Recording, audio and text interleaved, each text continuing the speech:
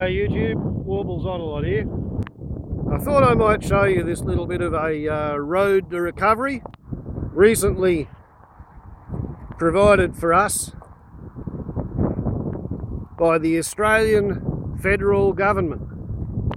And it seems that politicians in Australia just can't possibly wait to stick their sign up to let everybody know that federal funding has gone into providing us with this beautiful, new, resurfaced bitumen road which leads to the golf club.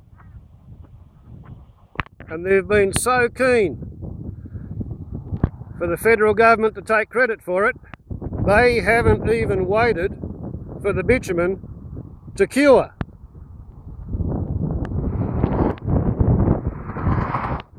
So both sides of the entrance to the marvellous new road we have warning signs, which is fairly reasonable because with an air temperature of 24.8 degrees, we're saying 41.8 degrees surface temperature. This stuff's been on the ground for about a month and it is rotten. Okay, you can dig your toe into it at 41.8 degrees. So they tell you what a marvellous job they've done even before the road's actually finished and when it actually looks as if they might have done a lousy job. And who's all this signage supposed to benefit? Well, clearly our local federal member, Deputy Prime Minister, Leader of the National Party, Barnaby Joyce. That's who this sign's supposed to benefit, to let everybody know how he's brought some money to our district. And here, of course, is another one of these signs. Identical. But this one was put there at least 2 or 3 years ago, back before Barnaby Joyce was the Deputy Prime Minister, back when he was merely the Deputy Leader of the National Party and the local federal member for New England. And that sign was put up here in front of the high school. And in the intervening period of time, the paint on the road markings has faded, as you would expect. My point being that once the politicians from Canberra stick up one of those signs, the sign tends to stay there.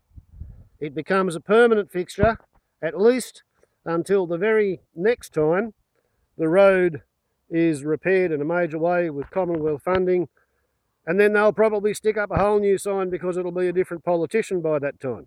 In fact, to be brutally honest, once the Australian federal government puts up a sign telling everybody what marvellous things they've done, the sign can stay there for years and years and years. This one was put up 5 Prime Ministers ago.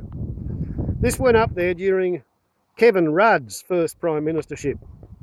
And it went Rudd, Gillard, Rudd, Abbott, and now it's turning Bull. Right? Once they put up a sign, and this one was printed in Melbourne and carried all the way to Glen Innes on a truck, once they put up a sign, the federal politicians, they tend to leave the sign, regardless of the times and how they may be changing. Right, once again we have a change of scenery, with my car parked pretty much precisely where I had it parked just 5 months ago when I made a video on this spot concerning some new bitumen which had at that time been recently laid on Nant Park Road. And at the time I had a little bit of fun talking about the signage. And here's the video dating back 5 months to June 17, 2016. Last time I travelled this trip, going home after taking my rubbish to the deep water dump, I noticed a new feature, something I hadn't seen before. I noticed some new bitumen on the road. What used to be a dirt road, Nant Park Road it's called. It runs from deep water to Rangers Valley Road, and it's been dirt my whole life. But now, suddenly, Nant Park Road has conspicuously got itself a top seal of bitumen. Great, I thought, what a wonderful development. I won't have to drive on the dirt road coming home from the dump. I wonder who could be responsible for upgrading this traditionally dirt road. Ah, look, there's the sign. And the sign says that this beautiful new piece of bitumen has been financed and funded for us to build our future under the Roads to Recovery program, managed by Glenninnis 7 Council, funded by the Australian Federal Commonwealth Government, and our member is Barnaby Joyce of the National Party. So this is apparently what Barnaby has done for Deepwater. What a remarkable road. Let us follow it and see where Barnaby's building the roads to the future leads Deepwater to recovery. Okay, so 5 months ago there was a sign right here. This is where the sign was. Australian Government Roads to Recovery program managed by the Glenninnis 7 Council. And I know that the sign was right here because the survey peg telling the crew where to put the sign is still there. There is the peg. There is the stake. There is the road. That is where the sign used to be fixed, so that everybody who came onto Nant Park Road could see that Barnaby Joyce had given them a marvellous new road to recovery. Brand new bitumen, didn't have to go on a dirt road anymore. So let's just follow the bitumen like we did last time. Okay, well here we are at the end of the bitumen, which is actually over there. And here is the sign which shows that the road leads to the cemetery. Right, back into the archives. Oh dear, golly gosh. The bitumen comes to an abrupt halt. Let's go and have a look at Deepwater's road to recovery, the future of Deepwater. Okay, we're going to look again, and this time I'm going to see if I can stop the replay. I'm going to get a better look at it through the windscreen. At a particular spot. Here we are, we're toddling along. The bitumen's unrolling beneath our wheels, and then all of a sudden, would you look at that? Oh dear, golly gosh. The bitumen comes to an abrupt halt.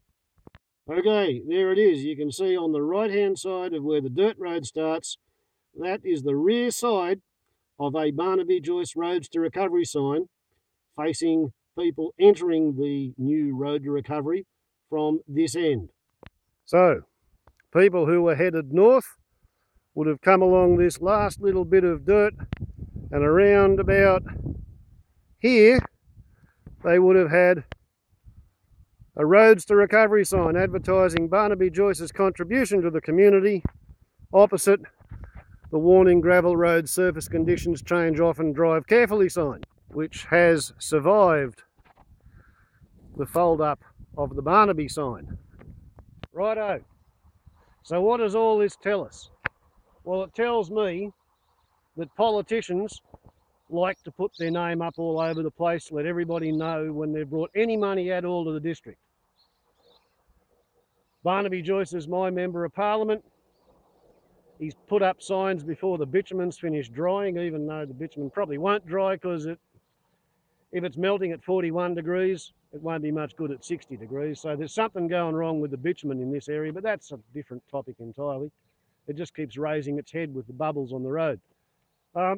So yeah, they like putting up signs. They're going to leave those signs up.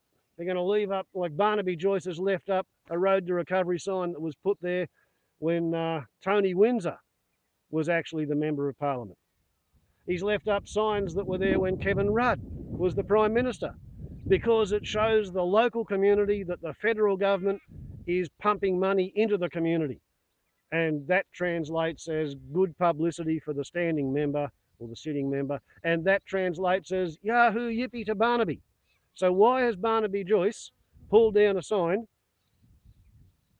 3 months after it was erected? Well, apparently because Barnaby Joyce felt the pressure, and Barnaby Joyce folded up. And who put the pressure on Barnaby Joyce? Well, the only pressure I've heard of that anybody put onto Barnaby Joyce about that particular sign was Warble's On A Lot channel's YouTube video.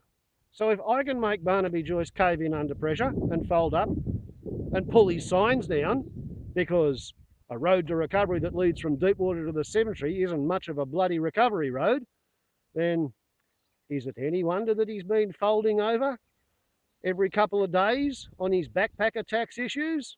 You watch. He'll be forced to fold over as well on his extra 75 megalitres to be stolen from the Murray-Darling Basin. And I wouldn't be surprised if he has to fold over and quit and pull up stakes and run away from his decision to move the CSIRO's Poisons Regulation Department to Armidale at a cost of $25 million for no economic benefit to the community and a great loss of experience from the department. Because the fact of the matter is, if you squeeze Barnaby, you'll pop him, just like a pimple. And there's no point expecting Barnaby Joyce to stand up and fight for you or for your principles or for your lifestyle, because when it's all said and done, Barnaby Joyce will stand up and fight just like a crayfish stands up and fights, i.e. wags his tail and runs away backwards.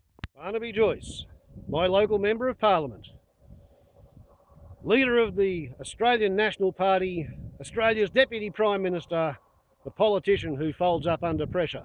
Warbles on a lot to YouTube. Ciao.